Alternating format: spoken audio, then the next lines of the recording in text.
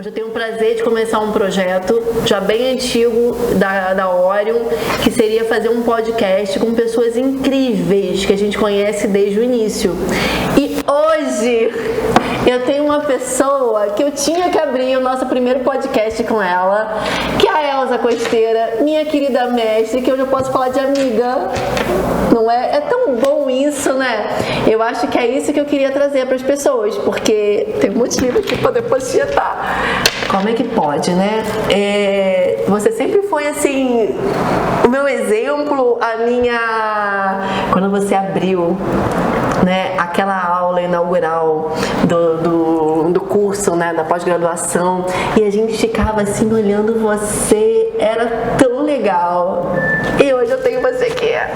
E é realmente de coração, Elza, assim, você sabe, você me conhece já um pouco, né, desse tempinho, que eu sou uma pessoa muito sincera, então não fico bajulando, eu não tenho assim, então quando eu gosto de uma pessoa, realmente eu adoro essa pessoa, e você me salvou diversas vezes na vida, né, e como amiga, como professora, tia Elza, eu não sei o que eu faço, me ajuda. Então a gente começa com você, e o nosso projeto é saber quem é você por detrás das câmeras, né, por detrás das aulas, por detrás dos livros, por detrás... Todo mundo conhece a professora Elza Costeira, mas eu tive a sorte de conhecer a amiga, e poucas pessoas conhecem. Então, assim, me conte um pouco sobre você, quem você é. Eu nunca gosto de, nem na BDH, eu gosto, né, de apresentar as pessoas, porque eu acho que você pode se apresentar de uma forma linda. Primeiro, muito obrigada por iniciar esse lindo projeto comigo. Eu fico envaidecida com esses elogios todos, tomara que eu mereça. Mas assim, mais importante é merecer a sua amizade. Eu tenho que ter pessoas inteligentes comigo, e você é uma, entendeu? Brilhante e tal, que vai fazer uma... Ainda tem muito para estudar e trabalhar. E aí, quem sou eu, né? O que você quer saber? Bom, eu sou uma arquiteta, sempre quis ser arquiteta, me formei há muitos anos atrás na Faculdade de Arquitetura e Engenharia, na Faculdade de Arquitetura e Urbanismo da UFRJ, minha querida FAO, UFRJ, nossa FAO, na qual eu tenho muito orgulho de ter saído. Fiquei 20 anos fora dela.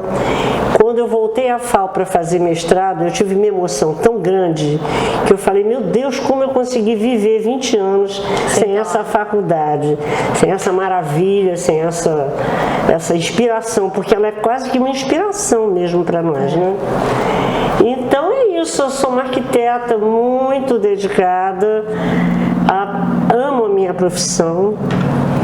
E acho que com o tempo de profissão eu fui desenvolvendo uma espécie de noção espacial, que eu não sei se nasceu comigo não, mas certamente foi desenvolvida por mim. E o que eu posso te falar é que antes de eu ser uma arquiteta hospitalar, eu fui uma boa, razoável arquiteta de interiores. Sim. Eu estava absolutamente mergulhada nos meus interiores. Eu tive um escritório com uma sócia. Eu cheguei a vender alguns panos no escritório, tipo Casa Fortaleza ou alguma coisa. Olha. E eu era conhecida de toda a parte de shoppings de decoração. Eu tinha ficha em todas as lojas. E eu tive a sorte, foi uma sorte também, de ter uma formação como estudante, além da FAO, no escritório do arquiteto Índio da Costa, que hoje é meu amigo querido. E também fiz parte do escritório da mulher dele, Ana Maria Índio da Costa, amiga querida. Eu posso dizer que eu acho que eu aprendi a desenhar e projetar muito com o Índio. E assim, tem uma coisa na minha vida que é muito interessante. O Índio da Costa, ele concorreu aos projetos do Sesc Senac. E ele ganhou, quando eu estava lá como estagiária, o Sesc Madureira. Olha, eu estudei no Sesc Madureira. Ah, é? O Sesc Madureira eu conheço do berço. Grandes profissionais, o assessoraram desde instaladores até a Luiz Magalhães e seu escritório na parte visual. E eu desenhei o concurso, desenhei, normografei. Eu fui assim... Normografou, né? Eu tô assim... enraizada e imbricada naquele projeto Sesc Madureira. E para minha grata surpresa, o Sesc Madureira, o projeto dele, ganhou um prêmio no IAB, menção honrosa.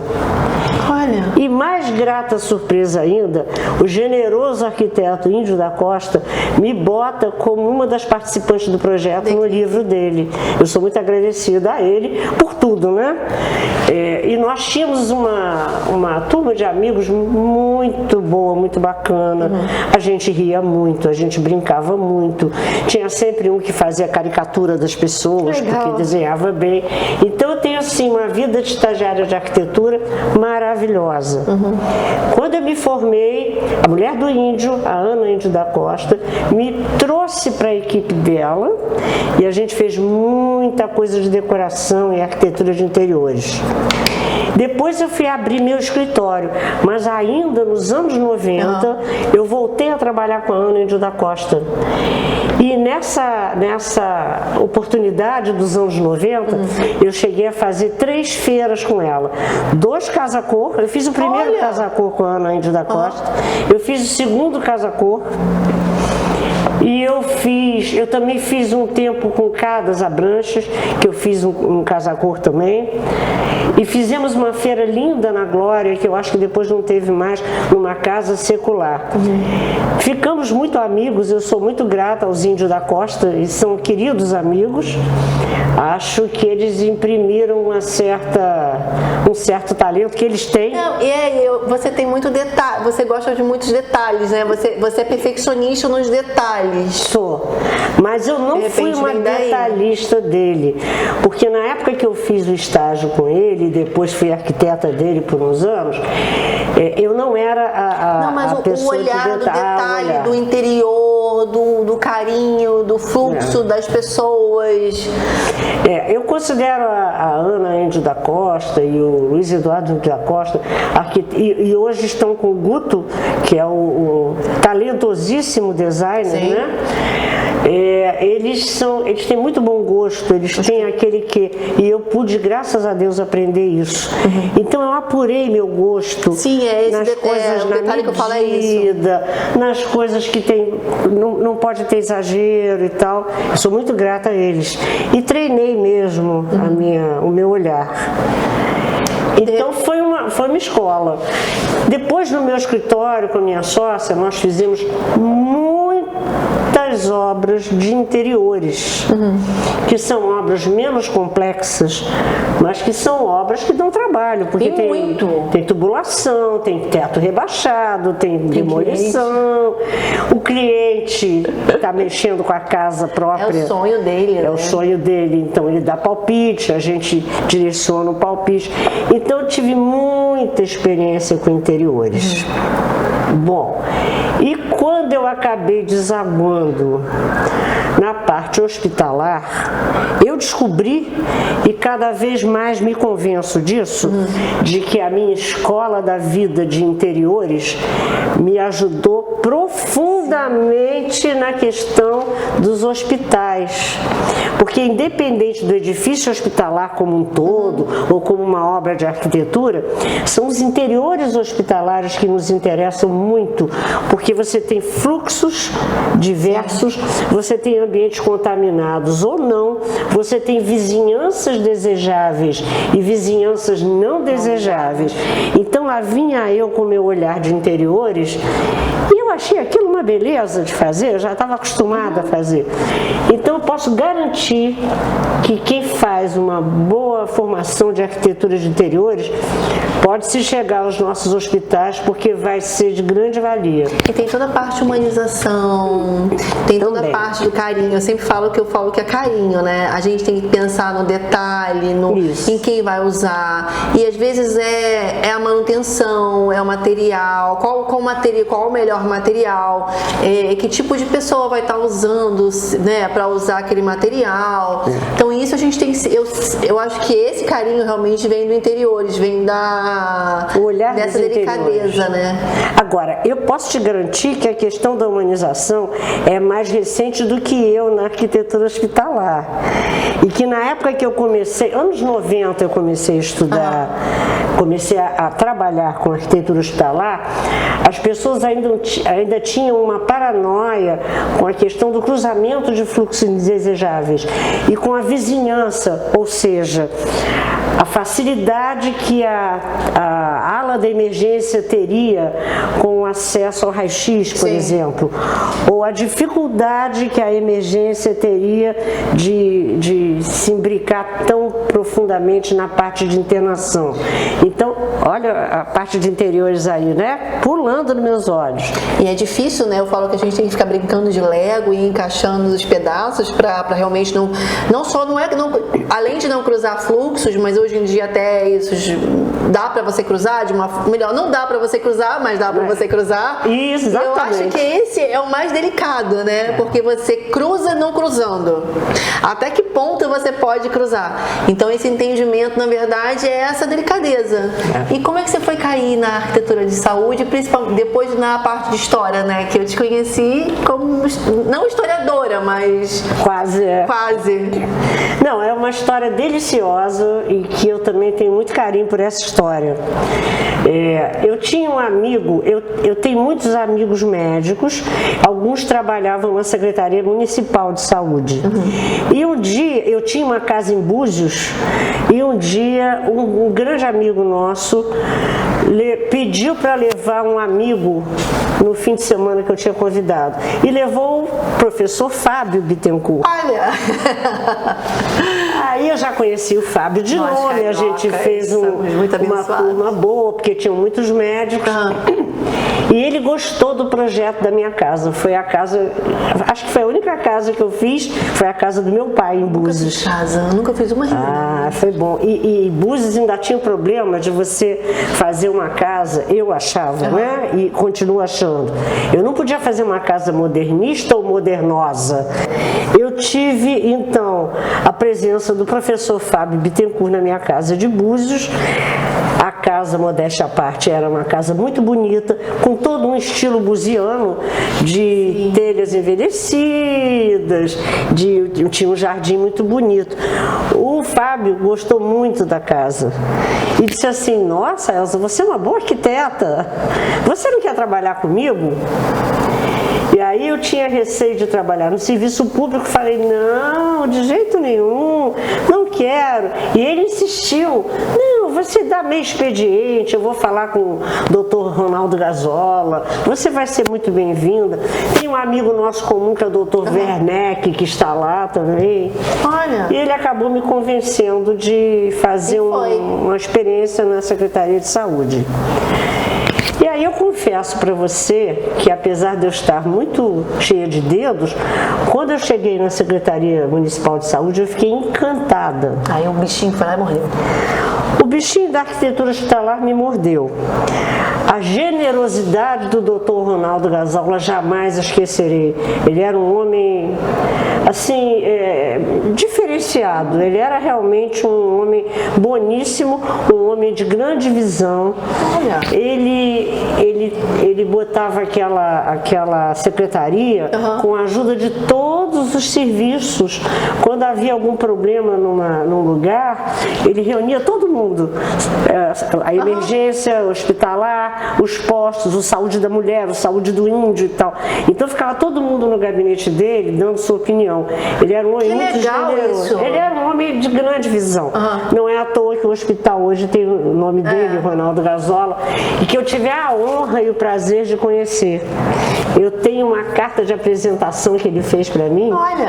Que é um tesouro para mim. Sim. Ele era realmente um homem maravilhoso. E aí eu fiquei encantada também com as expertises que eu vi lá. Tinha gente com mestrado, tinha gente com doutorado, tinha gente com especialização, tinham enfermeiros mais preparados que muitos médicos. Sim. Então, uma equipe equipe de excelência.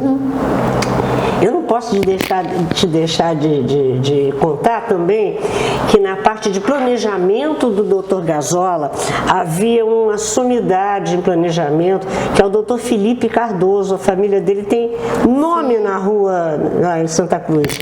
Eu tive o orgulho, o prazer de trabalhar na sala ao lado do Dr. Felipe. É outro que eu sou, assim, agradeço a vida de ter cruzado meu caminho um pouquinho com ele. Então, essas recordações são emocionantes. Por outro lado, o Fábio Bittencourt, que hoje é um grande amigo, um meio-irmão, assim, ele me coloca numa equipe de grandes amigos até hoje. Todo mundo tinha prazer em trabalhar naquilo. E aí, o fato engraçado é que eu fui sem saber nada de hospitais. E o primeiro serviço que o Fábio me disse, ele me chamou e disse assim: você vai hoje no Hospital Souza Aguiar. Jesus Cristo e amado. Porque você vai fazer um novo projeto para a hemodiálise do Hospital Souza Aguiar. E assim, eu não tenho nem a menor ideia. Eu sei que é um monstro no meio da cidade. Essas alturas. Quantos metros quadrados? A essas alturas deve ter mudado tudo, porque isso foi em 94. Tem quantos andares ali? O Souza Aguiar? Depois eu até boto pra 7 ou 8. Porque ele atende ali tudo, né? Ele atende tudo e ele atende certamente pessoas de programa. E aí eu olhei para ele e falei: Fábio, pelo amor de Deus, eu não entendo nada de hemodiálise.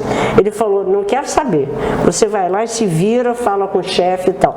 E foi assim que ele foi me empurrando para fazer as coisas. Não havia curso de arquitetura hospitalar. Eu tive que aprender na pele, com todo o olhar, todo o cuidado e tal. Conversei com muitos médicos. Para mim era emocionante estar no Hospital Souza Aguiar. Um dos hospitais mais importantes da América Latina. Eu tinha um orgulho danado. E eu fiz um monte de coisas no Hospital Souza Aguiar, na época.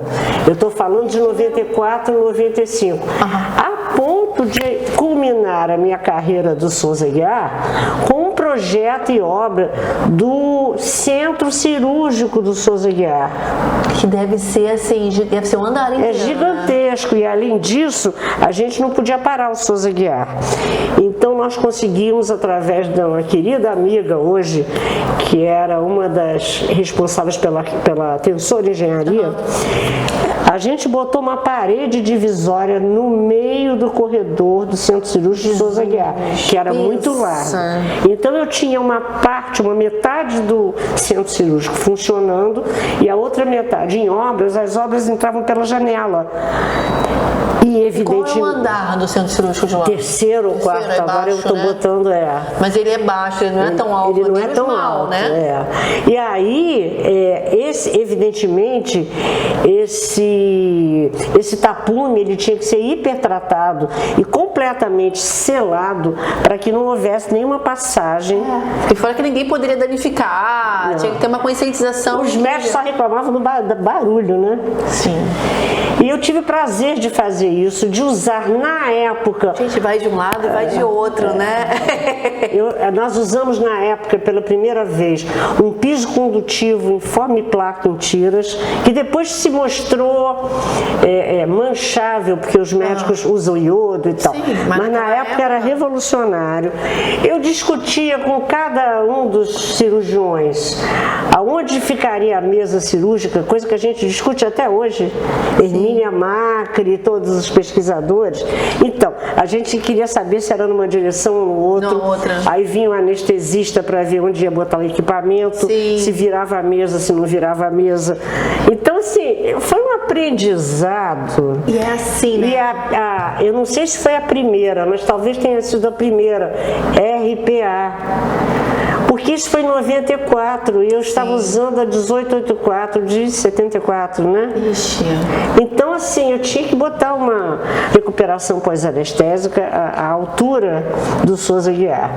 Então, porque E a rotatividade do Souza Guiar, 94 é praticamente, apesar de já ser bastante tempo, é quase agora, né? Então, na verdade, ele tem muitas pessoas de tiro, muitas pessoas da Baixada, sim. muitos acidentes. Muitos. Então, a rotatividade do centro cirúrgico deve ser muito alta. É uma loucura, é uma loucura.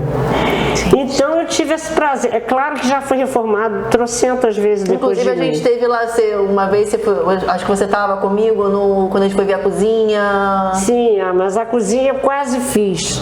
A fachada. E nesse meio tempo, meu pai, muito preocupado com a minha carreira, ele tinha contato com o pessoal da Conlurb e ele me arranjou um lugar na Conlurb como consultora de patrimônio. Olha! Patrimônio imobiliário. Eu fui trabalhar na diretoria jurídica da Conlurb, também fui muito bem recebida, tenho amigos de lá até hoje. Mas tu sentiu falta, né?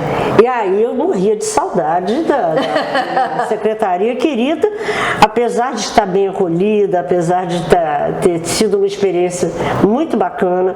Na época, a Conlurb tinha a melhor equipe de limpeza hospitalar, nem sei se do país, ou pelo menos do Rio.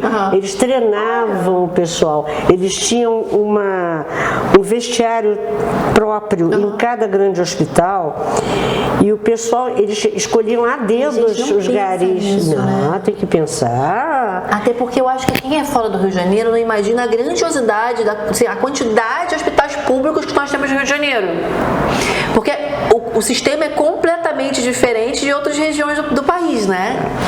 Então, a Conlurb, depois eles terceirizaram, a saúde terceirizou, mas a Conlurb era a equipe de excelência. Tinha uma moça, uma senhora que treinava eram muitas mulheres, muitas moças, tinha rapazes também. Eles tinham uma roupa completamente branca, avental, máscara, luva. Eles eram de excelência, eles davam aula de limpeza hospitalar, limpeza em loco mesmo, né? Bom, aí fiquei um ano na Conlurb e com saudade, né? Eu gostava da Conlurb como empresa terceirizada, né? Mas eu tinha muita saudade do Dr. Gazola, do Fábio. Também, né? Dos amigos. Aí abri um concurso para a prefeitura que eu fiz e passei. Mas passei não nos primeiros lugares. Então fiquei lá para trás. Ficou esperando. Fiquei esperando. E nesse meio tempo, já com a minha expertise na saúde, uma amiga querida, Ana Tereza, e um amigo querido, Werneck, os dois me convidaram para fazer parte da equipe do ReforSUS no Rio. O ReforSUS do Rio tratava de toda a região sul e sudeste e era capitaneado pela Luísa Pessoa, minha grande amiga até hoje. Então lá fui eu para o ReforSUS. Aí foi assim, foi completado o meu aprendizado. E as pessoas acham que você assim, como é que a Elza é hoje a Elza, né? Do nada. Não, é isso que eu acho interessante nesse podcast. É realmente a trajetória das pessoas, né? Que você não surgiu assim, a Elza é a professora, é a pós-doutoranda agora, muito chique. Eu fiquei 2 anos e meio no ReforSUS e eu visitei hospitais e postos de saúde, mas mais hospitais do ReforSUS de Minas, do Rio de Janeiro, interior. Que legal! Da Rio Grande do Sul. Conheci o Dr. Jonas Bader mandando consultoria para ele do ReforSUS, Santa Catarina, Paraná. Conheço todo o interior do Brasil nessa parte. Todo não, mas muita coisa. Foi um trabalho também que eu me orgulho muito, porque a equipe era afinadíssima. Sim. Também tenho amigos até hoje, porque nós vivemos... São pessoas apaixonadas, né? Apaixonadas. Eu acho isso interessante. Quem trabalha com saúde normalmente é apaixonado pelo que faz. É muito difícil você trabalhar com saúde só por... Não, a gente é apaixonado. Por dinheiro, por trabalho, não. A pessoa é apaixonada. Apaixonado. Primeiro, porque é uma expertise muito especial.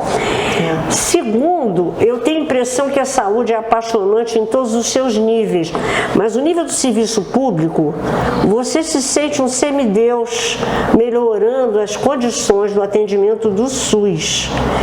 E eu quero deixar claro que eu sou absolutamente fã do SUS.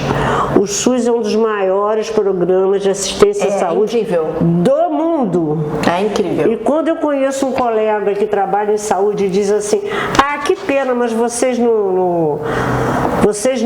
na saúde pública não conseguem fazer nada, ele está enganado. Nós conseguimos fazer muito. Eu vou dar um exemplo, só assim, passando, que o projeto Canguru foi implantado no SUS e ele é revolucionário.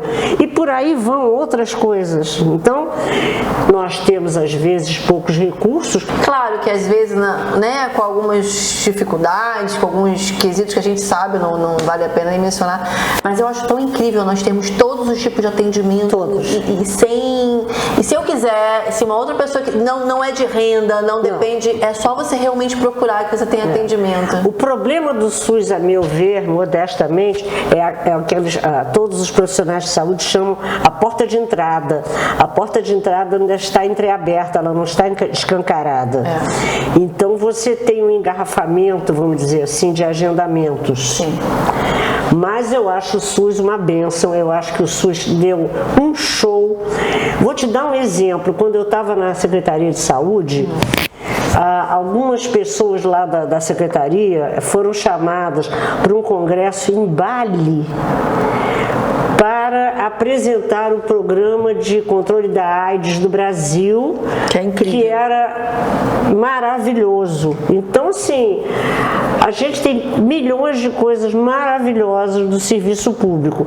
E na época, me perdoem os outros, mas a gente tinha o Dr. Gazola, que era o pai da gente, o tiozão da gente, que é uma pessoa boníssima. Eu tenho casos, acho que eu vou contar um caso aqui. Eu fui uma vez chamada para subir o elevador para ir no 10º andar na Secretaria de Urbanismo, porque eles estavam loteando uma grande área na zona oeste, acho que a P5, e eles queriam colocar um posto de saúde em cada X moradias, porque eles achavam que ia ser bacana e aí eles nos chamaram, eu e mais alguns colegas, para ajudar a contribuir com o conhecimento de colocar esses postos de saúde. Eu, na época, fiquei encantada e fui então levar essa proposta ao Fábio e nós íamos levar essa proposta ao Dr. Ronaldo Gazola. Dr. Ronaldo Gazola, quando ouviu a proposta, ficou olhando para a cara da gente, fez um minuto de silêncio e disse o seguinte: diga para a Secretaria de Urbanismo que eu agradeço muito, mas não é só construir um posto. Eu tenho que botar médicos, enfermeiros, especialistas, dentistas, psicólogos, seringa, fralda, linha de sutura e tal. Não vai ter em cada lugar que eles querem, não. Nós temos a nossa demanda aqui, a partir do IPLAN Rio, que não é exatamente ir botando um posto de saúde por aí. Então avise os seus amigos. E é o que acontece. Que eu sou gestor, eu não posso só botar um posto de saúde e construir. Veja a visão do Dr. Gazola. E aí, infelizmente, você vê, eu adoro as clínicas da família, eu acho um projeto incrível arquitetônico, eu acho que tem uma ventilação natural, tem uma iluminação natural. Mas não era ainda. Eu acho bem interessante as clínicas da família, mas eu ia falar, mas a minha família é usuária da clínica da família por conta de diabetes, pressão alta, essas doenças assim básicas, e o que eu mais ouço, infelizmente, é que não tem médico, não tem estrutura, que não tem. Então, assim, você tem que pensar não como meio político, né, mas como gestor. E eu acho que é isso que faz falta, né? Agora, evidentemente, muito depois desse pensamento do Dr. Gazola, nós tivemos durante o SUS a implantação de saúde da família, que é muito legal, grande ganho pra gente. Aí é diferente. Não, mas como eu estava falando, minha família usa, até por conta de educação, saúde básica. Mas acontece o seguinte, você há de convir ouvir que nós temos aquela lei que você não pode ultrapassar 50% de gastos com recursos humanos, ou 55%. Então, não tem jeito, a saúde tem que ser terceirizada. Então, a saúde tem que ser terceirizada e a Secretaria Municipal de Saúde tem que fiscalizar isso. Sim. Evidente que a gente está falando de milhões de problemas no Brasil. E é uma situação muito delicada, né? Porque não existe o certo e o errado, não existe. O aqui funciona, ali já não funciona, aqui é o certo, mas ali eu não é o certo. Eu não tenho médicos concursados e enfermeiros suficientes para cobrir 80%, 90% da população. Eu tenho que terceirizar. Terceirizar de maneira. Isso é gestão. Isso aí você falou. Mas eu nem sei direito se é, se não é, o que vai ser, mas isso é gestão. Então é pensar no público, pensar no todo. Eu acho que essa nossa profissão faz também, é pensar no todo, não é pensar naquele ponto. Eu não preciso focar na entrada, eu tenho que pensar na entrada, na saída, em como a pessoa vai ficar, em qual lugar que eu vou colocar.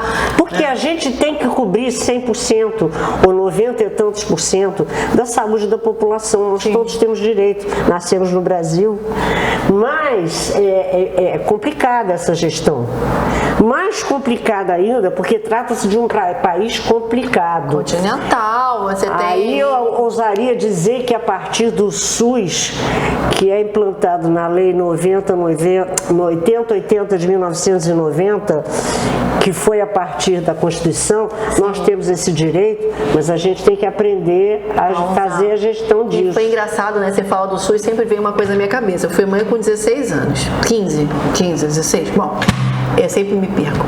E a minha mãe eu fiz no Carmela Dutra. Que é maravilhoso, a minha mãe, eu só tenho uma reclamação, ainda bem que resolveram o banheiro, que era muito longe da enfermaria. Eu só me lembro do trajeto depois da cesárea. Mas foi engraçado porque a minha mãe tinha a carteira assinada. E aí, como eu era de menor, a minha mãe teve que levar toda a carteira, não sei o quê. E no meio da gravidez, minha mãe foi demitida. Minha mãe saiu e perdeu a carteira. Só que foi na mesma época, o Vitor nasceu em dezembro de 93. Então, durante o pré-natal foi feito, mas no meu parto eu tava morrendo de medo. Porque eu não sabia, gente, a minha mãe tá desempregada, cadê a carteira e não sei o quê. E quando chegou no momento do parto, eu com medo pra esconder como é que vai ser, não pediam mais. Bom. E aí que eu fui entender, porque assim, eu não sabia. Mas era depois do SUS? Pois é, mas no início era a carteira assinada, tinha uma burocracia, minha mãe teve que apresentar, e como é que vai fazer, que era de menor. Bom, em compensação, aí quando eu fui ter o Vitor, já não tinha mais essa exigência. E aí eu fiquei com medo, comecei a tentar perguntar, mas por que não vai precisar da carteira? Não, agora não é mais exigido. Você vê? Que benção. E depois eu fui procurar, ir nas aulas, ir estudando a história do SUS, eu falei, gente, então foi por isso. E olha, com todos os seus direitos garantidos pelo SUS... Foi incrível, eu não posso reclamar, só do banheiro muito longe que foi consertado pelo nosso espaço de saúde. Que antigamente... Agora, atrás do seu parto, tinha uma equipe maravilhosa na Secretaria Municipal de Saúde, fazendo a gestão disso, para garantir o abraço a todas as gestantes e mães. E é desesperador, né? Eu fico imaginando que realmente, se fosse um tempo antes, um ano antes, né? Como é que seria o meu parto? Porque assim, eu não tinha condição, né? Eu não tinha plano de saúde, a minha mãe estava desempregada, eu grávida, adolescente. Imagina quantas pessoas não passaram por esse problema, né? E hoje você ter uma assistência, tipo, eu posso ser tratada, meu marido teve tuberculose, né? Todo mundo sabe, até porque foi um dos motivos que eu estudo vento. Ele teve os 6 meses, não, um pouco mais, mas assim, os 6 meses de tratamento gratuito. Eu tenho familiares que também tiveram tuberculose e que, como eles moram em Ipanema, os primeiros médicos acharam que não era tuberculose. Meu marido. Porque é uma pessoa com taeira e tal. E era. Meu marido ficou 6 meses procurando. E essa pessoa virou pra mim e disse assim, Elza, eu nunca fui tão bem atendida na minha vida. No Hospital do Andaraí, meu marido descobriu.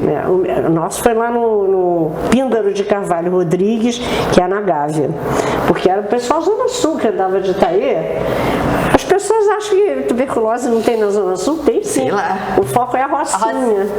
Infelizmente. Infelizmente. A Rocinha precisa...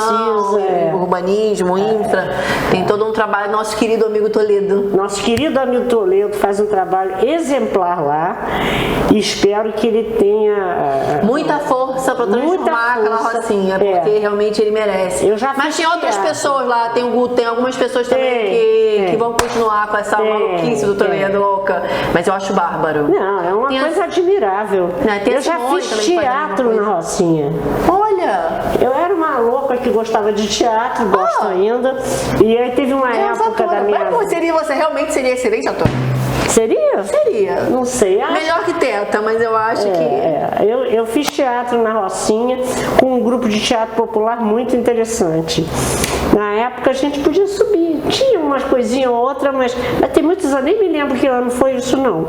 Não precisa nem lembrar. Mas me conte uma coisa, tá? E como é que você caiu na parte de história da arquitetura de saúde? Olha, porque assim, pra mim você é uma das pessoas que não tem como não citar, né? Na minha dissertação de mestrado é Elza Costeira, Bittencourt, que é o Fábio. Aqui tem 3 livros, um na época que eu nem te conheci ainda direito, né? Que é esse aqui. Esse aqui eu comprei como tiete mesmo. Eu não sei direito, não. Eu sempre fui doida com história. Eu sempre fui encantada com história, toda a história. Desde garotinha no colégio, eu era boa aluna de história e eu achava um encantamento, ainda acho, você saber como viveram os seus antepassados. É incrível isso. Eu continuo tendo ideias hoje, depois de tão madura, de como deveria ter sido, de como é. Eu tenho opiniões bem loucas por conta da história. E eu acho também que a história, não só da saúde, como a história do mundo, ela nos ensina o caminho a tomar. Sim. O título do meu doutorado é Olhar o Passado para Construir o Futuro, porque eu acredito nisso. É verdade, eu nunca tinha parado, vai dizer exatamente isso. Você, em qualquer profissão, você tem que olhar o passado para construir o futuro. É o passado que te dá esse caminho. E aí eu não me lembro direito como é que eu fui estudando, mas eu acho que eu tive aulas por aí de história da saúde e comecei a ler história da saúde. Inclusive, já na tese do Toledo, que ele falava nisso, em alguns outros trabalhos, que agora eu não vou me lembrar, e eu fui, quer dizer, nós fizemos na Secretaria de Saúde um convênio com a Faculdade de Arquitetura, com a FAO, com um programa chamado Espaço Saúde. Então, nosso orientador, que eu tenho a honra de falar que eu também fui orientador. E aí eu fui vendo as histórias e tal. Evidentemente eu tinha visto alguma coisa de história um pouco antes no Reforçus, porque eu pegava prédios inacabados, então eu queria saber a história. Né? O Mauro tem uma paixão, professor Mauro Santos. Apaixonada por história. E acho, viu, que eu sou autodidata, eu fiquei lendo história, eu fiz um curso de administração de saúde na UERJ, um curso muito bom, no Instituto de Medicina Social, mas não me lembro se dava história, talvez desse, entendeu? Mas você cavucou. Ela dava um pouco de gestão também, né? E eu fui ler, fui catar, gosto, quanto mais eu aprendo, mais eu acho que não sei nada, que eu preciso ver, e eu acho que a saúde brasileira, a construção da saúde brasileira é muito interessante, mas a do mundo também. A do mundo também. Então, eu comecei a ler, comecei a escrever, comecei a estudar. Se eu estiver esquecendo algum curso que eu fiz, me perdoe, mas eu... Porque tem um monte. Pois é, mas só história. E eu acho até que eu tenho uma invejinha de historiadores. Tá, mas aí me conte, vamos começar a falar, porque assim, você gosta muito de história, você deu aula de história e você tem um mestrado, o teu doutorado foi sobre modernismo, não é isso? O mestrado não, ou foi também? Gente que não, o mestrado, apesar que eu tive que... Não, o meu mestrado é sobre hospitais de emergência no Rio de Janeiro. Que falou do Lourenço Jorge, que eu usei muito muito, o seu e da Renata, sua dissertação. Do Souza Aguiar, que do eu também Miguel usei muito. Couto. Não, eu usei muito Lourenço Jorge e Souza Aguiar. Principalmente Lourenço Jorge.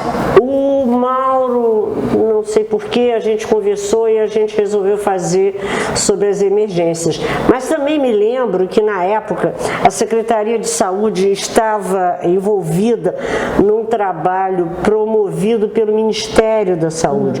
Havia um financiamento específico para emergências dos estados brasileiros e dos municípios brasileiros.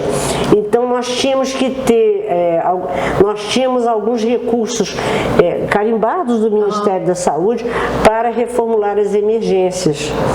E já havia um monte de questões rediscutidas de emergências. Porque quando eu entrei, só adentro, quando eu entrei na especialização do FRJ, ainda tinha um grupo de pesquisa bem fomentado, bem estruturado, que ele estava, se não me engano, fazendo a entrada no Miguel Couto. Sim. A emergência sempre teve um foco interessante e grande do Ministério da Saúde. O Ministério da Saúde fomentando as políticas e enviando os seus recursos para que os estados repassassem aos municípios. Sim. Porque eles acham que o município é que faz a gestão perfeita e sabe as suas necessidades. Então nós estávamos discutindo nessa época, na Secretaria Municipal de Saúde, novos projetos de emergência. A do Souza Aguiar, que foi feita pelo colega Nelson Barroso. Sim. Nós tínhamos acabado de inaugurar em 96 o Hospital Lourenço Jorge, mas a gente estava continuando a discutir uma das minhas paixões, como é que era a emergência. Nós tínhamos, na época que eu já entrei como funcionária, nós tínhamos que outras emergências? Acho que o Cardoso Fontes tinha emergência. Eu trabalhei durante um período de 5 anos, entre 2000 e 2005, eu trabalhei com os hospitais federais que foram municipalizados. Então, como eu estava vindo de um trabalho no Ministério da Saúde, o Fábio me pediu que fizesse a gestão desses municipalizados. Era o Andaraí, o Cardoso Fontes, De Bom Sucesso era, não? Não, o Bom Sucesso não. Eu vou esquecer, mas eram vários. Era Andaraí. Hospital de Ipanema. Sim, exatamente. Hospital de Ipanema, Hospital Cardoso Fontes, Hospital do Andaraí. E tem um em Bom Sucesso, que eu sempre esqueço o nome da penholaria, que é perto, inclusive, de mim, eu perto vou da esquecer gente. o nome, vai ser horrível. Enfim, eram vários hospitais. Entre outros, a gente mexeu nas emergências. Nem todos foram executados, mas nós tínhamos projetos lá. Sim. E eu me lembro de algumas verdadeiras aulas que eu tinha com os gestores das emergências. Sim, porque isso é bom pra gente aprender. Isso é uma coisa que a gente tem que deixar aqui bem claro. Nós não fazemos nada sozinhos. Não! Você deixou bem claro que você aprendeu com o médico, enfermeiro, com as pessoas da limpeza. Sim. O pessoal de assistência à saúde, desde o médico, doutor, até o pequenininho, ele tem muito a nos ensinar. E a gente tem que abrir o olho e o ouvido. Na época que a gente fez as emergências, ainda não haviam as UPAs. Quando, na gestão do Sérgio Cortes, como secretário de Estado de Saúde, ele resolveu desmunicipalizar esses hospitais, ele abriu as UPAs. Porque você também tem um dedo lá no Pães do Castilho, não tem? Tem, mas esse é municipal mesmo. Esse é municipal. Eu vou contar a história, ótima. Mas aí os hospitais federais voltaram para a esfera federal e nós no município só ficamos com os hospitais psiquiátricos, que é outra paixão minha. Eu nunca fui na Nisa, a gente tem que precisar marcar aí, eu tenho uma vergonha. Então assim, eu fiz algumas coisas no Pinel, mas a minha atuação maior foi no Instituto Nise da Silveira, e que já era arroz de festa lá, eu conhecia todo mundo. mundo. Arroz de festa é ótimo. O diretor é meu amigo até hoje. Então a gente precisa marcar um dia pra ir. E os diretores do Museu de Imagens do Inconsciente ficaram meus amigos, e eu e o Fábio e a equipe nossa fizemos um projeto de ampliação desse museu, que acabou nunca vingando.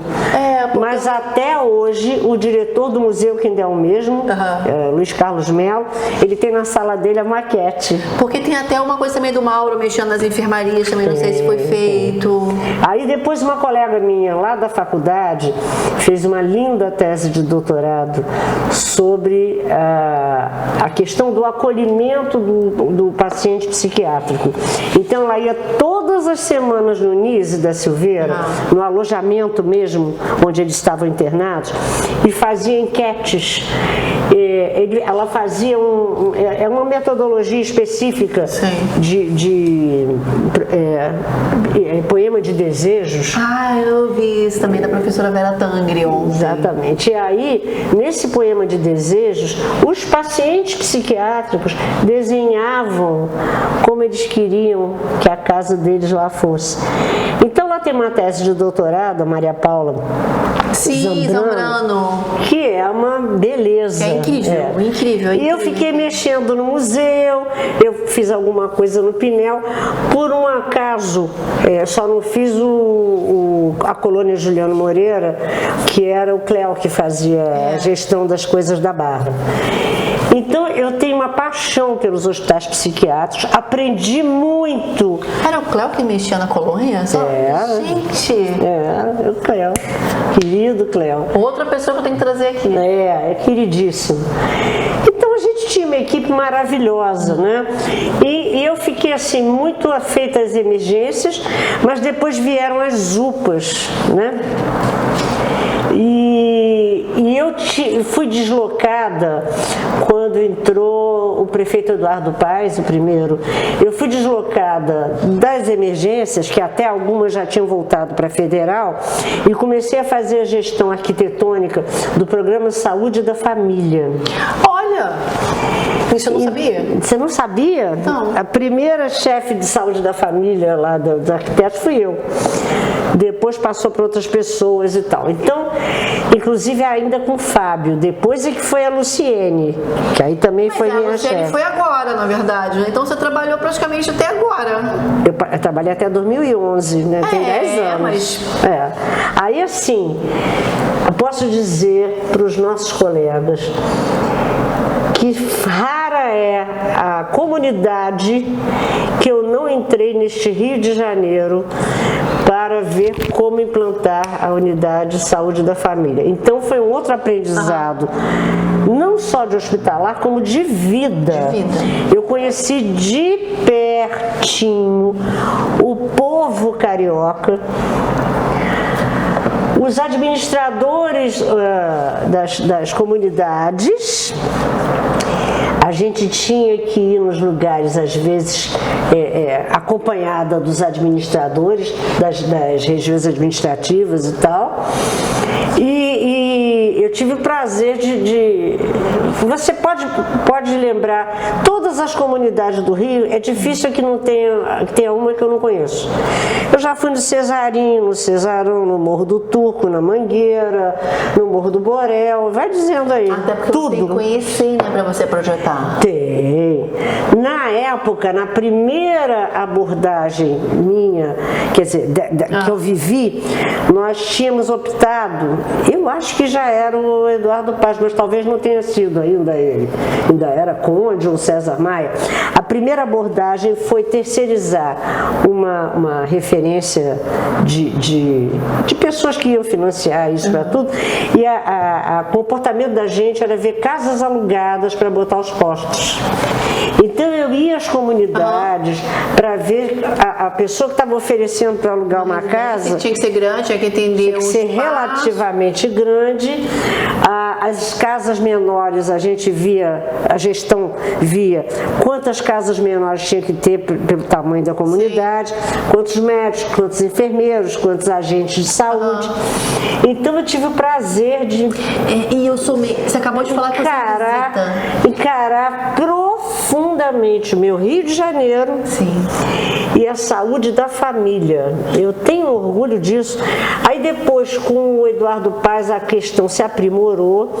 A RIURB fez uma abordagem já para construir e nós aumentamos muito a cobertura, chegou a mais de 90%. Sim, hoje em dia quase todo bairro. Olha, eu vou te falar que todo bairro tem pelo menos uma clínica da família. Exatamente. Se não todo, porque na minha região realmente atende, acho que 2 bairros.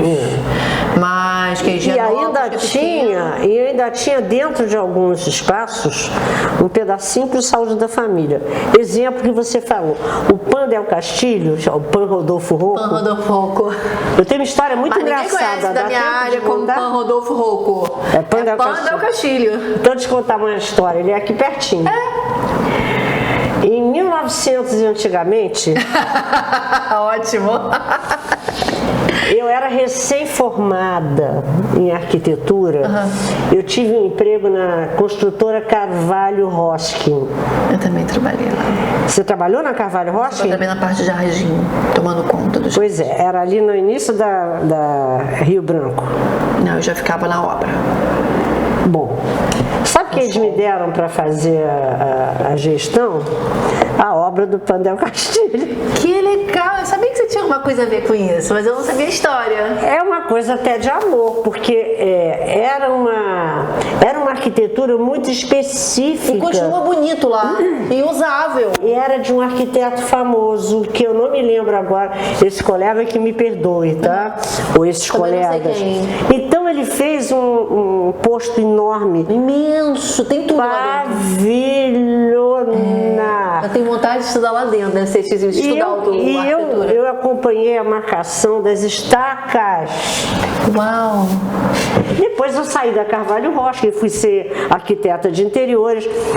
Quando o município me manda para o PAN Del Castilho para fazer a gerência das obras do Del Castilho, eu falei, não vou acreditar.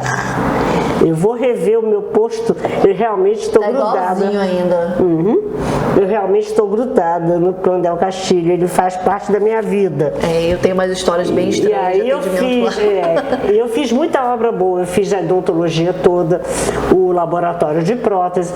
Eu fiz, tem gente que diz que hospital público não tem isso, coisa boa, tem sim. Eu reformei os banheiros de acolhimento, eu peguei toda a parte de acolhimento e espera, fiz uma nova espera com senha, fiz um balcão com as pessoas sentadas para serem atendidas. E o atendimento de lá continua incrível, a parte de infra, claro que tem esse... E tinha ainda um balcão para psicólogos, e eles não queriam mais fila, e eu botei ar-condicionado na recepção e entrada. E o interessante é que alguns atendimentos continuam por fora. Sim, então porque lá aí é botaram... o PAN, lá tem uma emergênciazinha, lá tem o PAN e tem as partes de fora, tem a clínica da família também de uma área. Aí depois a gente botou uma clínica da família lá. Era tão grande que uma lateral podia botar uma clínica da família. Nós botamos também aquela coisa de ginástica, academia da terceira idade. Lá. Eu fiz também implantação. Porque lá tem um conjunto habitacional bem grande, né? Ali ao lado dele, né? Envolvendo ele. E todos os moradores utilizam aquela policlínica. Eu tenho carinho por tudo que eu fiz, mas tem algumas unidades que eu tenho um xodó. O PAN Del Castilho é uma, o Souza Aguiar é outra. O Saúde da Família, o que mais eu ia falar? E não te xodó. E o Nísio da Silveira. O Instituto do Nísio da Silveira, eu sou amiga deles até hoje. Eu sou uma seguidora da Associação de Amigos do Museu. Eles promovem palestras sobre Jung, sobre... É o máximo. Vamos lá. Vergonha de não ir. E por falar nisso, porque o Lourenço Jorge fez aniversário há pouco tempo, né? Foi no meio da pandemia, nem teve o aniversário, não sei se teve, não sei como ficou. Muito modesto. O Lourenço Jorge... Que pena, né? Porque tava todo mundo focado, inclusive iam convidar você, Fábio, eu tava... Eles me convidaram e nós fizemos chegamos a fazer a gente queria até fazer um livro, eu e o Fábio. Sim. Na verdade, quem tocou a obra do Lourenço Jorge não fui eu, foi o Cléo. com o Fábio. Mas eu fui várias vezes lá para ver uma coisinha ou outra, e eu também, dentro da secretaria, participei de muitas reuniões para escolher cor, para fazer humanização e tal. Então eu fui muitas vezes lá, não tantas quanto o Cléo. Sim. Que conhece o projeto. Tanto é que a primeira vez que eu fui visitar o Lourenço Jorge foi com ele. Mas ele era do Cléo, mas a gente foi chamado e eu cheguei a entrevistar vários ex-diretores, inclusive alguns da minha época. Quando eu fiz o projeto de emergências, que depois eu escrevi no meu mestrado, sim, uma das pessoas que eu falei foi o Dr. Flávio, que era diretor na época, Flávio Adolfo Silveira, que me deu uma aula de emergência, Ele era o diretor do Lourenço Jorge na época. É uma pena que agora eles tiraram parte da emergência, né? Que veio a UPA também, a UPA na frente, não é a UPA, não é o CER, Centro de Emergência Regional. Pois é, o CER não é da minha época. O CER é bem recente. Eu jamais entendi essa lógica, mas respeito muito a decisão de fazer o CER. Para mim, a emergência é no hospital. Certamente, tanto a UPA quanto o CER, eles têm um intuito de desafogar a emergência principal para pessoas muito graves. Lourenço Jorge, pelo menos na época em que eu fui fazer, né, as entrevistas para o mestrado, ele sempre estava lotado. Né? Ele sempre estava com a sua capacidade, não máxima, mas uma capacidade muito boa. Acho que todos os leitos estavam cheios, a rotatividade também era bem grande. É porque uma mãe com um filho, por exemplo, que passa a noite inteira de dor, pode ser uma coisa que não seja tão grave, mas a criança está com dor, então ela vai para a emergência. Então, na minha época, ela ia para a emergência do Souza Aguiar. Só que a emergência do Souza Aguiar, ela tem que estar com o trajeto garantido para urgência e emergência de quem tomou um tiro, de quem sofreu um acidente. Então, eles precisavam descentralizar isso. Muito interessante essa ideia.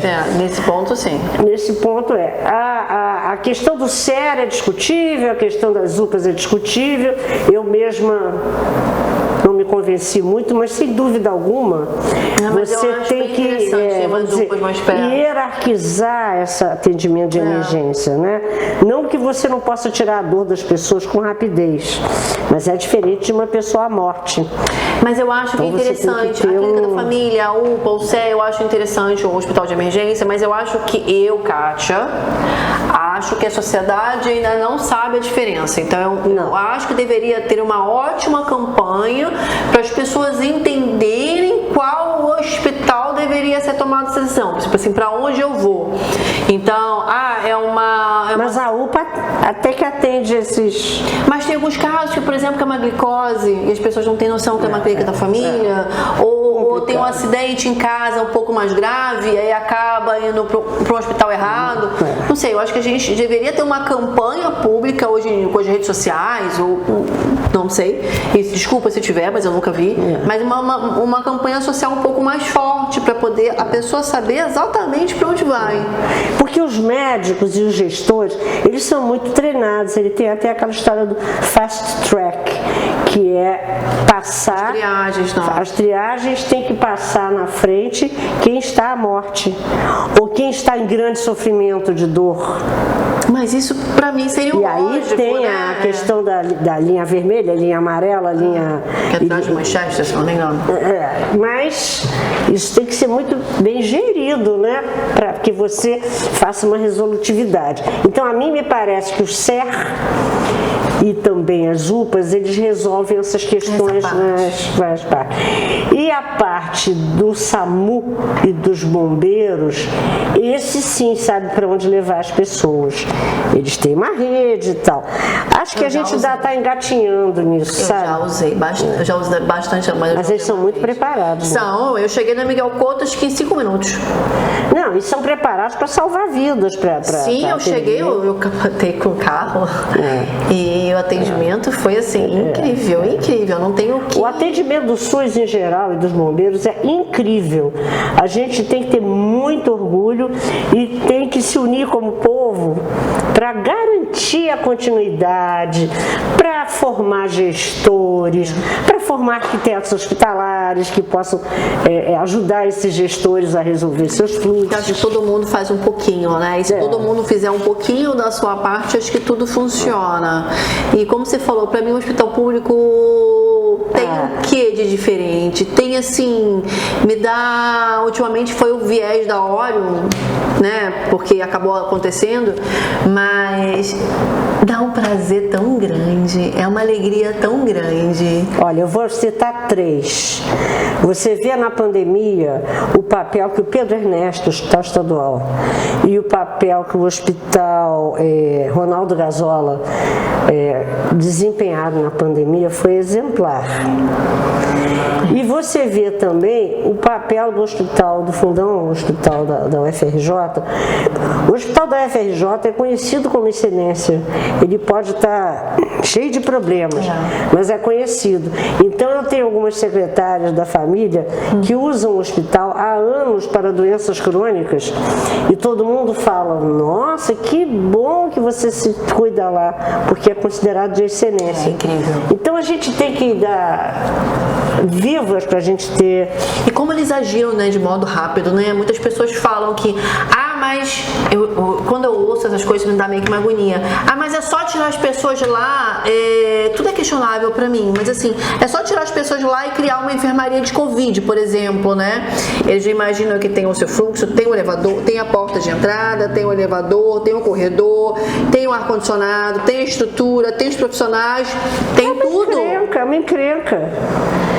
Você vê que o Hospital da Lagoa, que é o meu queridinho da minha tese, ele desmarcou, lá não tem emergência, então ele desmarcou as cirurgias eletivas, elegeu um andar, um pavimento só para Covid, elegeu um elevador só para Covid, sim, é o que aconteceu tinha um consultório para triagem, então não havia risco para as outras pessoas, e ele conseguiu atender uma demandinha lá que ele conseguia. Sim, porque é difícil, é toda uma estrutura, e fora que os próprios profissionais, eles vão pegando Covid, e aí são funcionários públicos, são funcionários que já atendem ali.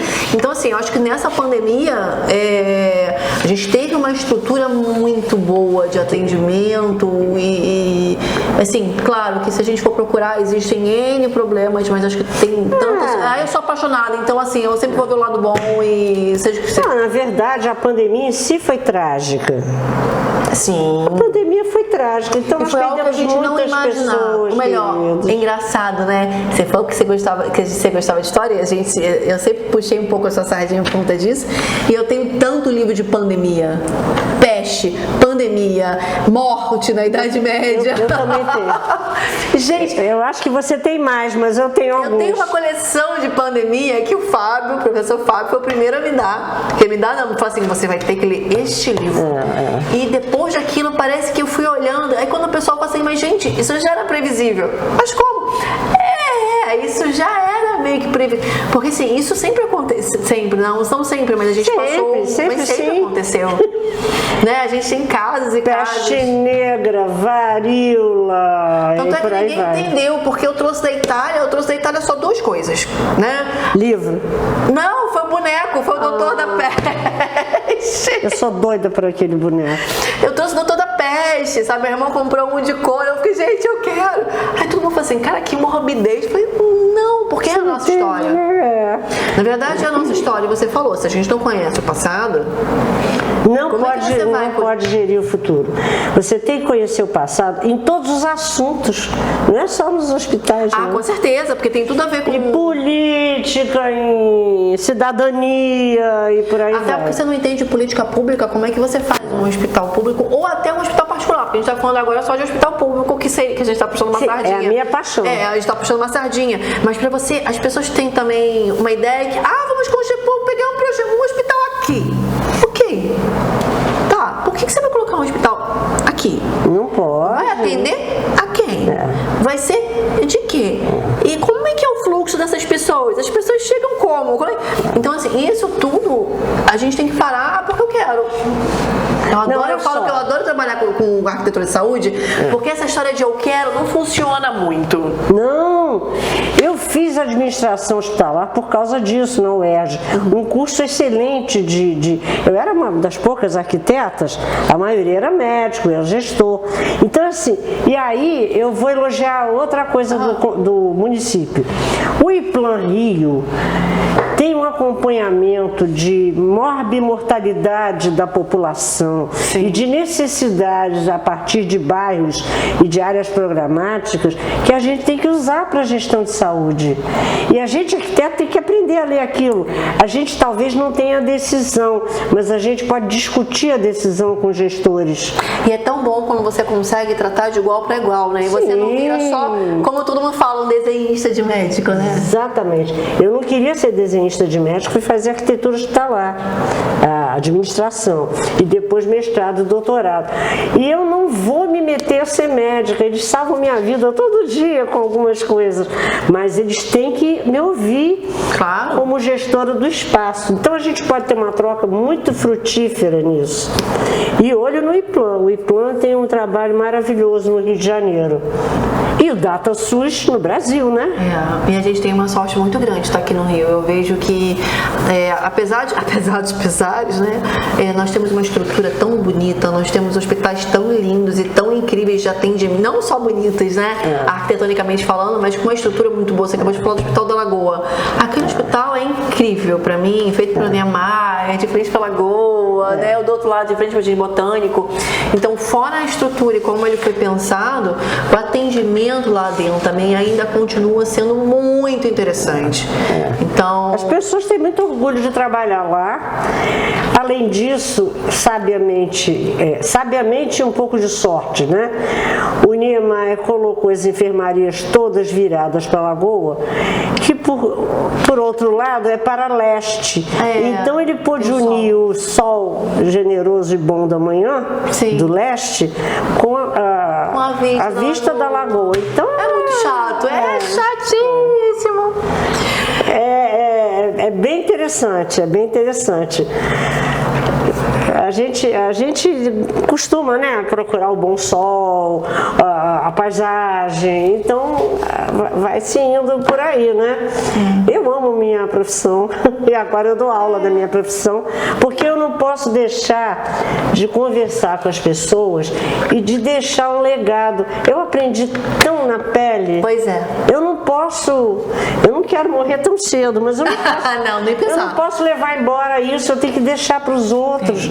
Eu tenho que compartilhar isso e dizer para os brasileiros que eles têm que ter orgulho do SUS, orgulho do serviço público, e que somos nós que fazemos o serviço público bom ou mal. Então esse negócio de servidor público botar o paletó na cadeira e ir embora é mentira.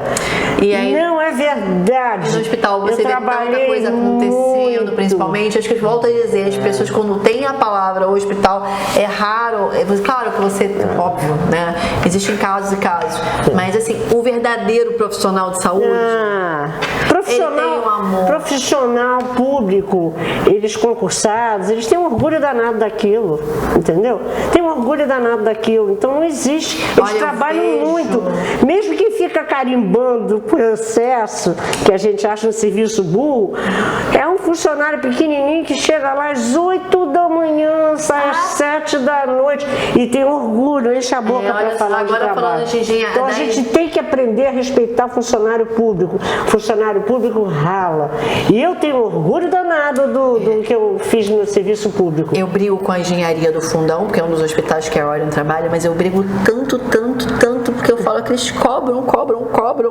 Mas na verdade, como pessoa física, eu acho o trabalho deles incrível. O trabalho do médico. A parte da engenharia, eu vejo o João, o engenheiro de lá, o diretor da engenharia, ele resolve cada pepino completamente louco. Sabe? Uns detalhes que só realmente quem tá dentro do hospital vai conseguir entender. Porque tem coisa dois, que eu nem vou mencionar aqui, porque senão, né? Não dá tempo, é uma história. Não dá tempo. Até são coisas, às vezes, estranhas, que as pessoas não acreditam e que acontecem. A equipe de arquitetura, gente, o Gabriel, o Hamilton, eles são incríveis, porque eles têm um amor para aquilo. Eles corrigem. Amor por aquilo. Eu nunca vi alguém corrigir um projeto com tanto detalhe como eles. A gente se envolve mesmo. Eu estou me lembrando agora, você está me falando, não é nem de um arquiteto, não. Eu conheci um neurocirurgião infantil no Hospital Paulino Werneck, que era um hospital da minha linha também. Que Na ilha, né? Na Ilha do Governador, que às vezes num ápice ele tinha que transferir uma criança muito mal para o Souza Guiar. Você precisa ver como esse profissional, um médico, neurocirurgião, me falava com amor das vidas que ele tinha salvo das crianças. Ai, ele tá com então, sabe, uma dor. é funcionário público. Ele deve ter o consultório dele, ou sei lá o que dele, mas era um anjo. Quando eu entrava no Paulino Werneck, eu ficava procurando cadê o anjo da guarda que eu conheci lá. Conheci muita gente maravilhosa que dava eu também vida. conheci você. É uma das coisas que eu tenho muito orgulho e volto a dizer, eu quero fazer realmente esse projeto daqui, porque eu acho que é uma falha nossa a gente falar sobre técnicas e não falar sobre o percurso. Isso. Então assim, quem é você, pra onde você vai? As pessoas falam, pensam que a gente, você é de... Não, foi um longo percurso. Foi um longo suor, não foi assim fácil. Hoje eu posso ser chamada de doutora, como é que é? Pós-doutoranda. A Elza Costeira é muito chique, essa mulher trouxe até uns livros. Assim, por falar nisso, eu nunca pedi pra você autografar nenhum livro meu. Isso é uma vergonha. Na verdade, a primeira pessoa que autografou um livro foi a Cris, porque eu não tenho o livro dela ainda. Eu comprei o livro dela também. Esse aqui provavelmente você vai vir aqui. O dia que o Fábio vai vir vai ser caneta Bic mesmo. Esse aqui, olha, pra ver como ele tá. Cadê aqui o da Elza? O do Fábio tá aqui. Tem o do Cléo também, Imagem do Inconsciente. Gente, esses livros aqui são todos meus pessoais e acaba ficando aqui na biblioteca, que da hora. Tem aqui, ó, da Maria Paula Zambrano, que é a Loucura de Seus Passos, é incrível. Enfermaria Canguru, que você falou. Eu acho que esse livro nem tem mais, né? Eu não sei se tem. Eu tenho. Acho que não tem, só tenho um. Do Mauro, cadê o céu? Tá aqui, Patient Center. Planet Tree, que eu usei muito. Você quer acompanhar a data? Não precisa, sei lá. Ah, meu Deus. Cadê aqui o Delzinho aqui também? O seu artigo. Que você veio aqui também. Brasil 127.